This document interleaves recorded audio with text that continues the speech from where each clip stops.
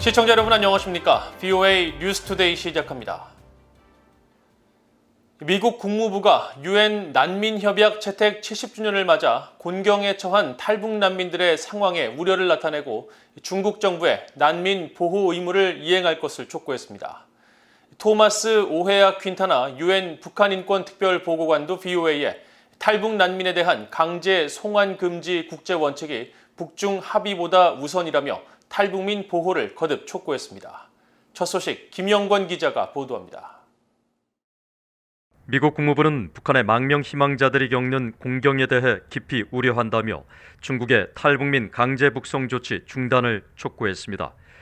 국무부 대변인실 관계자는 28일 유엔 난민협약 70주년을 맞아 중국 내 탈북 난민 상황에 관한 VOA의 논평 요청에 강제 북송된 탈북민들은 통상적으로 고문과 임의적 구금, 직결처형, 강제 낙태, 다른 형태의 성폭력 대상이 된다며 우리는 중국이 1951년 유엔 난민 협약과 1967년 난민 의정서 고문 방지 협약의 당사국으로서 국제 의무를 이행할 것을 계속 촉구한다고 밝혔습니다.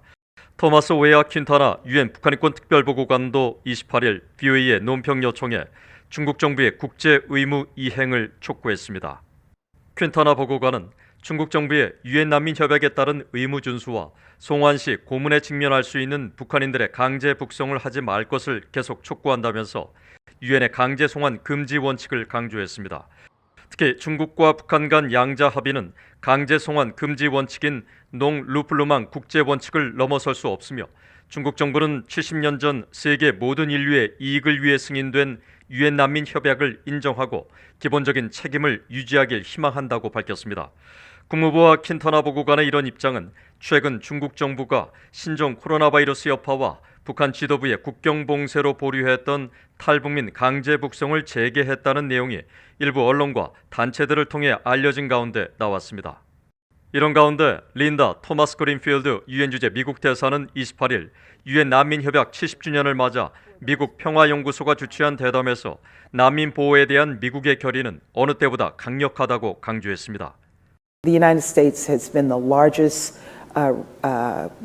recipient of refugee resettlement. We've resettled more than 3.2 million refugees in the United States since about the 1980s, and we continue to be a beacon of hope for those refugees who are seeking asylum in the United States.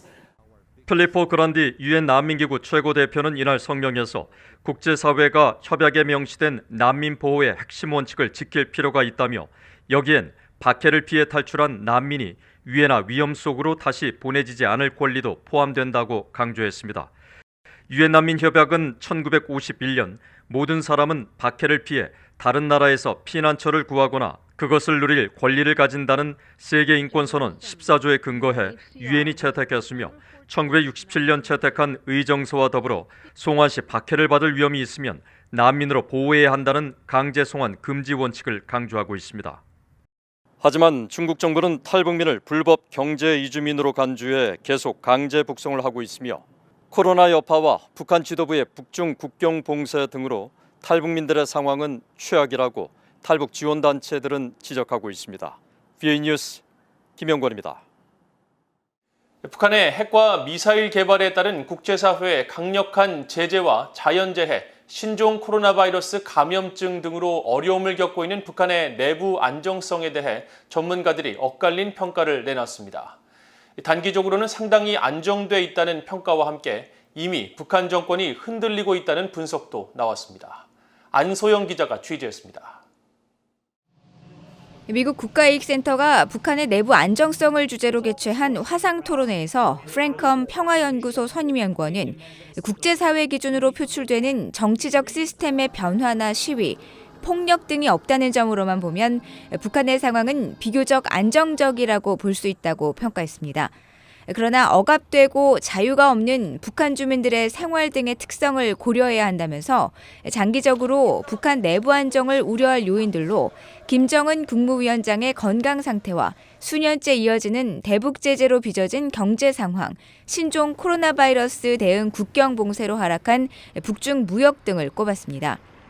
We may not be recognizing the full extent of popular dissatisfaction because of the lack of transparency in terms of information, and also because of severe government suppression of freedom of speech.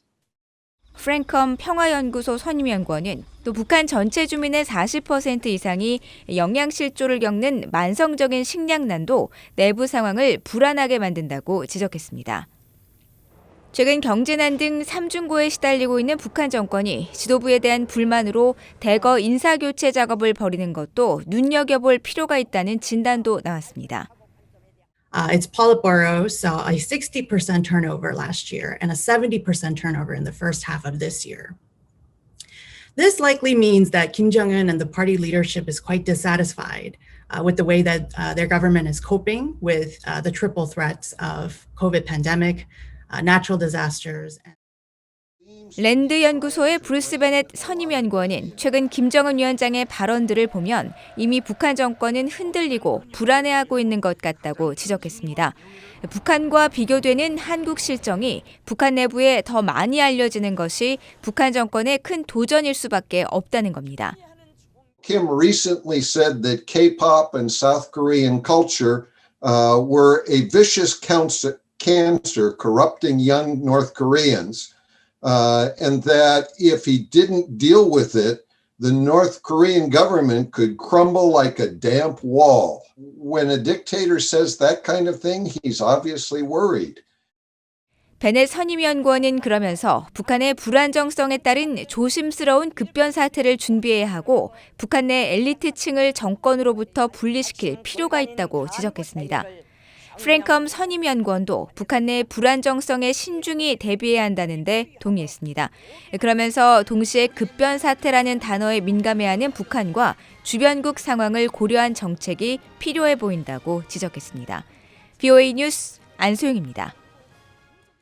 영변 등 북한 내 핵시설을 직접 방문하지 않고도 위성을 활용하거나 다층적인 검증 방법 등을 도입해 북한의 미사일 발사와 핵시설 가동 움직임 등을 검증하는 방법을 도입할 필요가 있다는 제안이 나왔습니다. 미국 카네기 국제평화재단은 27일 올해 국제 핵 전문가들과 진행한 토론회 내용들을 정리한 북한의 핵무기 검증과 감시의 새로운 방법들이라는 제목의 보고서를 통해 북한의 핵과 미사일 프로그램이 고도로 발달됐고 방대하며 북한이 현장 접근에 거부감을 보이고 있기 때문에 국제원자력기구 IAEA의 현장 사찰과 같은 집중적이고 직접적인 검증이 어렵다고 전문가들이 지적했다고 밝혔습니다. 보고서는 그러면서 인공위성을 활용해 원격에서 북한의 미사일 발사와 핵시설 가동 움직임을 감시하고 확률에 기반한 다층적인 검증 방법을 도입하며 순차적으로 검증 시설을 확대해 나가는 방법 등을 활용할 것을 제안했습니다. 북한이 올해도 쌀 작황 부진을 겪을 것으로 예상되며 작황 부진의 원인은 신종 코로나 바이러스에 따른 북한 당국의 국경 봉쇄 때문이라고 미국 농무부가 지적했습니다. 미국 농무부는 27일 발표한 2021-2022 북한 계절별 수확량 전망 보고서를 통해 올해 북한의 쌀 생산량은 약 200만 톤으로 지난 5년 평균 수확량보다 10% 적을 것으로 관측하고 옥수수 수확량은 약 230만 톤으로 평균치에 근접한 수확을 거둘 것으로 전망했습니다.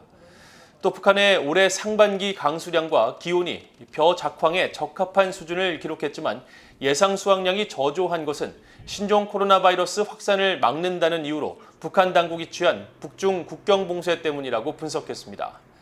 농무부는 북중 국경이 폐쇄되면서 중국으로부터 수입되던 비료와 제초제, 농기계를 비롯해 개량 종자 등의 수입량이 크게 줄었다면서 올해 북한의 전체 벼 재배 면적이 지난 5년 평균보다 늘어서도 수확량 증가를 기대할 수 없는 실정이라고 지적했습니다.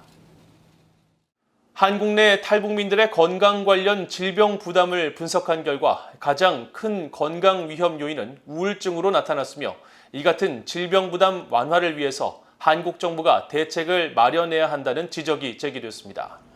한국고려대 의대 예방의학과 윤석준 교수팀이 국제학술 저널인 대한의학회지에 게재한 한국 내 탈북민 질병 부담 추세 보고서에 따르면 지난 2010년부터 2018년까지 한국 거주 북한 이탈 주민 약 2만 3천여 명을 대상으로 분석한 결과 우울증으로 인한 질병 부담이 전체의 9.2%인 3,800여 명으로 가장 컸고 이어 골관절염과 당뇨병 순이었습니다.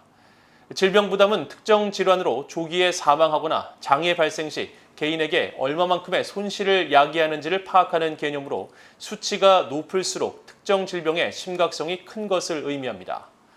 연구팀은 탈북민들의 질병 부담이 전체적으로 감소세를 보이고 있지만 우울증이나 치매, 양극성 정동장애 등 정신적 피해를 호소하는 질병 부담 수치는 증가하고 있는 만큼 한국 정부는 이에 대한 적절한 공중보건 정책을 수립해 개입할 필요가 있다고 지적했습니다.